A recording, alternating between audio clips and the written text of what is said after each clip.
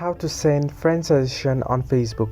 Hello everyone, welcome back to our channel. Today I'll guide you on how you can send your friend suggestion on Facebook. Now if you open the app, you'll get an interface like this, and head over to three line icon that you can find on the top right of your screen and go to friends. Now here you can find suggestions. Now here you can find suggestions. Tap on the profile you would like to share and tap on the three dots that you can find under the profile,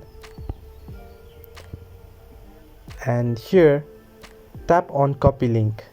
Now once you do this, your link will be copied to your clipboard, and go ahead to Messenger, and to the person you want to share, you can just open up and long press and paste it, and you can share it from here.